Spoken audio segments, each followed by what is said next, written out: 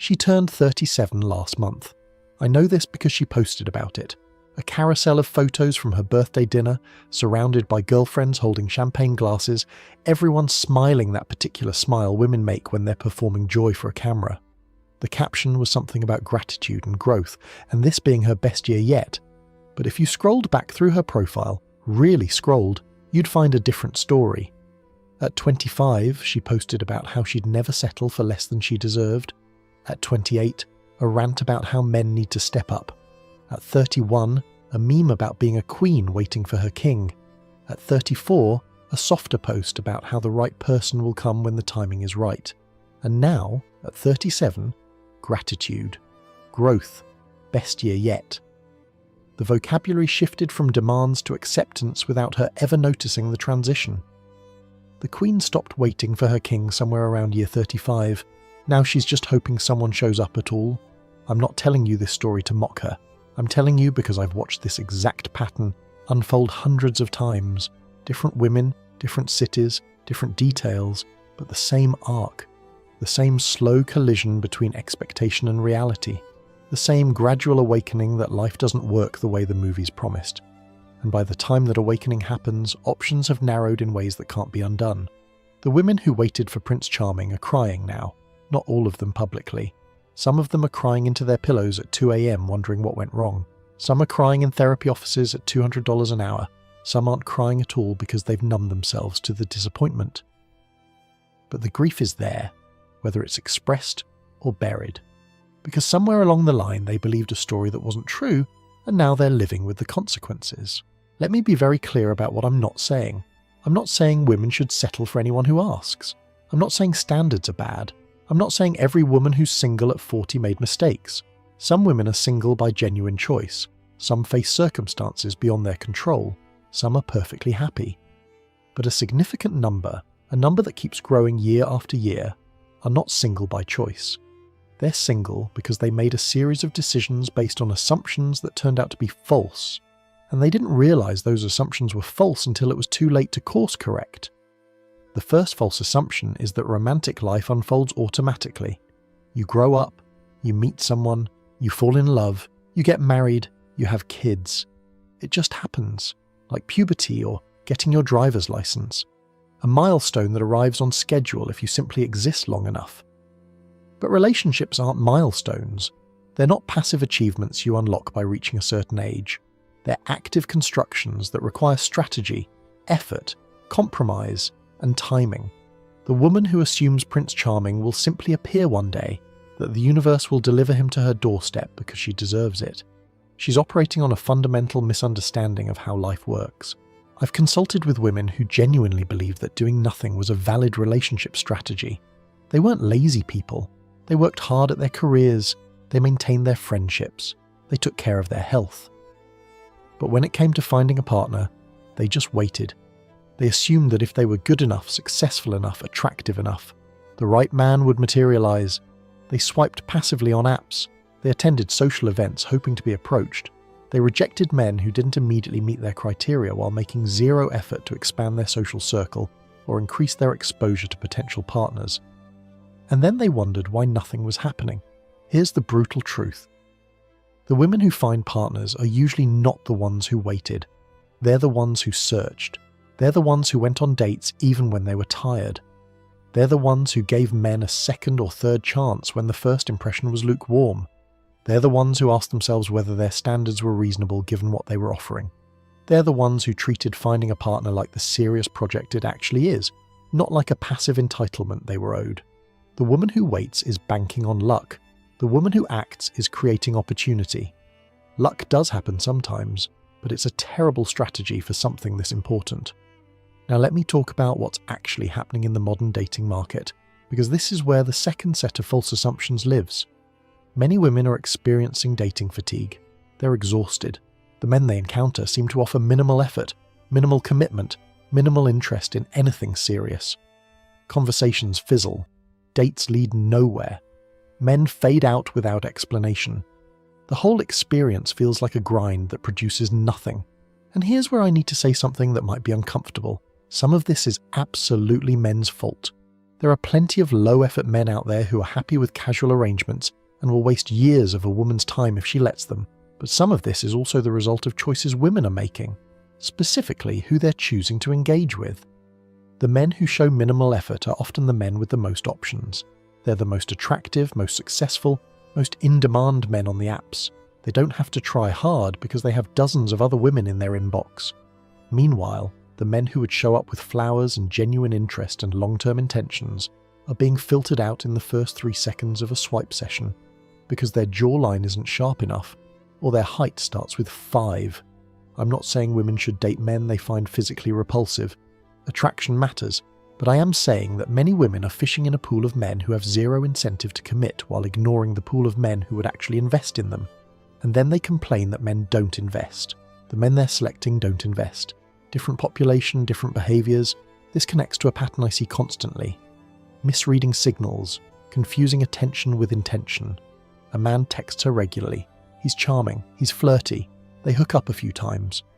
She assumes this is progressing towards something serious, but from his perspective, this was never serious. He was never going to commit. The signs were there if she'd been willing to see them. He never made plans more than a few days in advance. He never introduced her to friends. He kept conversations surface level. He was available late at night, but never on Saturday afternoon.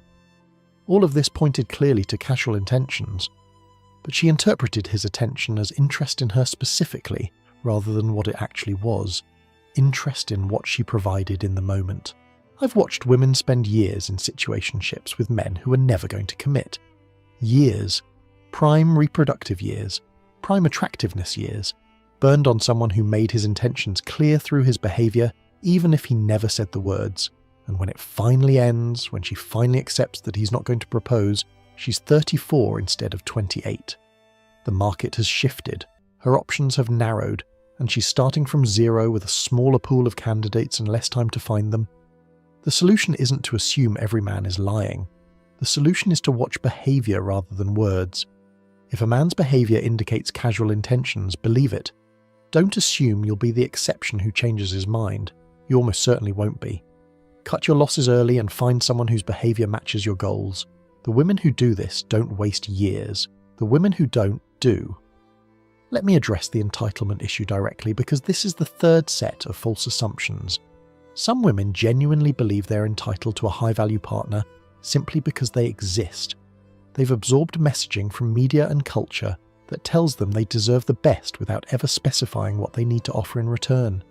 They expect a man who's tall, successful, ambitious, emotionally intelligent, attractive, funny, stable, and fully devoted to them. And their contribution to this exchange is their presence. I want to be clear. I don't think most of these women are bad people. They've been fed this belief system since childhood. Disney movies, romantic comedies, Instagram influencers. You're a queen. You deserve a king. But deserve based on what? What have you done to deserve a top percentile man? What do you bring that a top percentile man can't get from a woman 5 years younger, with similar qualities and more years of fertility remaining? This isn't cruelty, it's arithmetic. High-value men have options. They can select from a large pool. Why would they select you over the other candidates? If you can't answer that question clearly and honestly, your expectations are disconnected from your market position. Entitlement is the belief that life owes you outcomes you haven't earned. It's the relationship equivalent of expecting a promotion without doing the work. And it leads to a very specific kind of suffering, the suffering of perpetual disappointment. The entitled woman is constantly let down because reality keeps failing to match her expectations. She doesn't adjust her expectations. She resents reality for being insufficient. And she gets older while resenting. Now let's talk about age and timing, because this is where the mathematics become undeniable. I'm going to say something that women don't want to hear, and men are often afraid to say. Female attractiveness in the dating market peaks somewhere in the mid-20s and declines from there. This isn't a moral judgment, it's an observation about aggregate preferences and biological reality. Men are attracted to fertility cues. Fertility declines with age. Therefore, average male attraction declines as women age. This doesn't mean no man wants a woman over 35. Plenty do. It means the pool of interested men shrinks. The leverage shifts. A woman at 25 with a given set of qualities can command more attention than the same woman at 38 with the same qualities. This is unfair. This is frustrating. But it's also true. And the woman who ignores this truth while making her romantic decisions is playing without understanding the rules of the game. I've consulted with women in their late 30s who are genuinely shocked at how different the dating market is compared to their 20s. They remember being able to select from numerous interested men. Now they're chasing responses on apps. They remember men pursuing them aggressively. Now they're the ones making first moves and getting ignored. They remember feeling like they had all the power. Now they feel invisible. The market changed while they were waiting. The leverage they assumed would always be there evaporated when they weren't paying attention. And here's the cruel irony. The women who internalize never settle messaging most strongly are often the ones who suffer most from this timing problem. They rejected men in their 20s who weren't quite good enough. They held out for better, and now, in their late 30s, those men they rejected are married to someone else, and better never arrived. The standards that protected them in theory trapped them in practice. Let me complicate this picture by talking about independence. Many modern women have been raised to be independent, financially independent, emotionally independent, not needing a man. This is presented as pure virtue, and in many ways it is. Self-sufficiency is better than dependency. Having your own money is better than relying on someone else's. But here's where it gets complicated. The traits that make someone independent can also make them harder to partner with. A woman who has spent 15 years building a career, buying her own apartment, traveling where she wants, answering to no one, she's developed habits and expectations that don't easily accommodate another person. She's used to her own way. She's used to complete control over her schedule, her space, her decisions, and now she wants a partner. But does she actually have room in her life for one? Is she willing to compromise the independence she's built? Often the answer is no, not really. She wants a partner who fits into her existing life without disrupting it. And that's a very difficult thing to find. I've seen independent women push men away without realizing they're doing it. They communicate that they don't need him, and he receives that message clearly. They emphasize their self-sufficiency so strongly that he wonders what role he's supposed to play. They've built a fortress and now they're surprised that no one's storming the gates. Independence is valuable, but it needs to coexist with receptivity. A man needs to feel like there's a place for him. If your entire presentation screams, "I don't need you," many men will believe it and move on. Now let's discuss something that women rarely admit publicly: the character versus logistics illusion. When asked what they want in a partner, most women cite character traits: kindness, humor, intelligence, emotional availability, loyalty. They explicitly de-emphasize material factors. I don't care about money. I just want someone who treats me well. But watch behavior rather than statements. The men who get attention on dating apps are not selected primarily for character. Character can't be assessed from a photo and a 3-line bio. They're selected for attractiveness, implied status, and perceived social proof. The kind-hearted man with average looks gets filtered out before his character can be evaluated. The attractive man with questionable character gets matches immediately. The initial funnel isn't selecting for what women claim to want. It's selecting for what actually captures their attention. And then women are confused why the men they match with don't have the character they value. I'm not saying women are lying about wanting good character. They do want it. But they're not prioritizing it in their selection process. They're prioritizing attraction and then hoping character comes attached. Sometimes it does, often it doesn't. The most attractive, most in-demand men have the least incentive to develop good character. They've succeeded without it. The men with the best character are often the ones who had to develop it because they couldn't coast on looks, but those men never made it through the initial filter. This disconnect between stated preferences and revealed preferences creates constant frustration. Women feel like they're searching for something that doesn't exist. Good-looking men who are also kind, committed, emotionally available, and interested in them specifically. But they're searching in the wrong pool. They're selecting for one set of traits and hoping another set appears for free. It doesn't work that way. Let me touch on gender roles because this affects the equation more than people acknowledge. Traditional gender dynamics, whatever you think about them morally, provided a clear structure. Men provided resources and protection. Women provided nurturing and domestic management. Each partner contributed something the other couldn't easily provide alone. The partnership made both better off. Modern relationships have dismantled this structure, which has created freedom but also confusion. What does a man provide if she makes her own money? What does she provide if he can order takeout and hire a cleaner? If both partners are functionally independent, what's the glue? The answer is supposed to be emotional connection, companionship, love. And those things matter enormously, but they're also vague, hard to measure, easy to lose.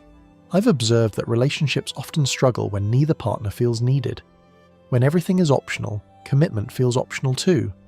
The women who complain that men don't commit are sometimes the same women who've communicated that they don't need anything men traditionally provided. If he's not needed as a provider or protector, if she's explicitly independent in those domains, his role becomes unclear. And unclear roles lead to unstable commitments. Again, not saying women should fake helplessness. But there's a difference between not needing a man to survive and not needing a man at all. The former is healthy. The latter is often the prelude to alone. Let me describe what I see on dating apps, because this is where modern dynamics are most visible. Women control the swipe economy. They receive vastly more interest than they express. They can afford to be selective because there's no shortage of male attention, so they screen heavily, primarily for attractiveness, but also for markers of status, social proof, character signals in photos and bios. The result is a heavily filtered funnel. The top tier of men receive most of the female attention. The bottom 80% fight over scraps. The women who spend years on apps swiping through thousands of profiles are often doing something strange. They're rejecting the vast majority of men who show interest while pursuing a small slice of highly competitive men who have minimal incentive to commit to anyone. Then they post about how dating is exhausting and men are trash. But they're not encountering representative men. They're encountering the specific men who survived their filtering process. And those men, having survived many such processes, have plenty of options and behave accordingly. Meanwhile, I see women complaining publicly about their dating struggles in ways that are almost certainly counterproductive. Posting rants about how men ain't shit, sharing screenshots of bad dating conversations, publicly proclaiming standards so high they filter out 90% of the population. What do they think this accomplishes? Any man who encounters this content is going to swipe left immediately. Who wants to sign up to be the next screenshot in her collection? The women who succeed at dating generally don't advertise their struggles or broadcast their resentments. They stay positive, approachable, open. The ones screaming into the void about how bad men are tend to remain screaming into the void. I want to talk about something I've observed that speaks to a darker pattern: divorced women and their relationship to other women's marriages. I've seen women who, after their own marriages ended, seem to take a strange pleasure in watching other marriages fail. They encourage their friends to leave husbands over issues that might be workable.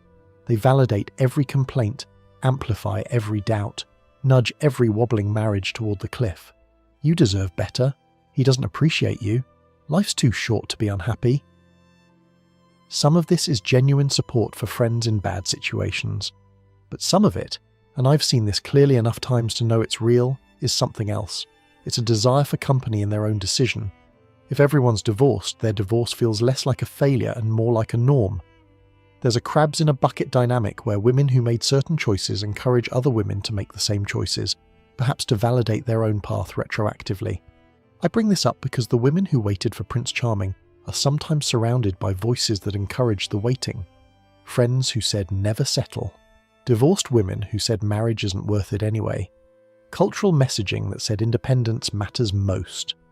By the time she realizes the advice was bad, the advisors have moved on. They're not the ones living with the consequences, she is. So where does this leave us? What do I actually want women to take from this, assuming any are watching? A few things. First, stop waiting. If you want a partner, treat finding one like the important project it is.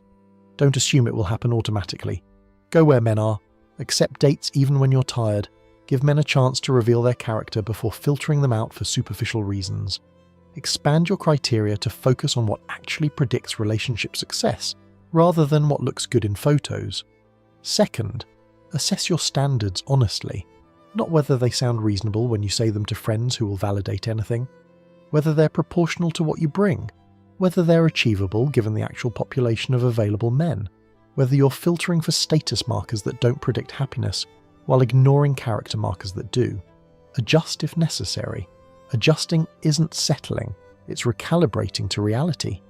Third, understand timing. Your leverage in the dating market isn't static. It changes with age, with looks, with life circumstances. The decisions you make at 25 have different consequences than the decisions you make at 38. If marriage and children are priorities, treat them with the urgency they require, rather than assuming you have infinite time. Fourth, be honest about what you want versus what you're selecting for. If you want good character but you're only swiping on the most attractive profiles, you're not actually prioritizing character. You're hoping it comes free with the package. It usually doesn't. If character matters, select for it explicitly, even if it means dating men who don't immediately make your heart race. Fifth, make room for a partner. Independence is valuable, but rigid independence leaves no space for someone else. If you've built a life that has no gaps, no needs, no place for masculine contribution, don't be surprised when men sense that and move on. Partnership requires interdependence. Two people who fully complete themselves have nothing to offer each other. I want to end with something that might sound harsh, but comes from genuine observation. The women who are crying now, the women who waited for Prince Charming and are waking up in their late 30s alone, they're not crying because men are terrible. Some men are terrible, but that's not the root cause. They're crying because they believed a story that wasn't true and made decisions based on that story. The story said they were princesses deserving of princes. The story said waiting was noble and settling was shameful. The story said the right man would appear if they were just patient enough, good enough, worthy enough. But life isn't a story. There's no author guaranteeing a happy ending. There's no cosmic force ensuring good people find love. There's just reality, operating on its own logic, indifferent to what anyone deserves. The women who thrive in this reality are the ones who understand it, who work with it rather than expecting it to conform to their preferences, who make strategic decisions rather than waiting for fate to deliver. I've been doing this work for over a decade. I've watched the patterns play out countless times. I've seen the regret that accumulates when fantasy collides with reality too late. And I can tell you with certainty that the happiest women I know are not the ones who held out for perfection. They're the ones who found good men, imperfect but solid, and built something real with them. They chose partnership over fantasy. And they're not crying now, they're living. Tell me in the comments about your own observations. Have you watched someone wait too long? Have you been that person yourself? What did you learn when the wait finally ended without the prince arriving? The more specific you are, the more everyone learns. This isn't judgment, it's pattern recognition. And your story might be exactly what someone else needs to hear before they make the same mistakes.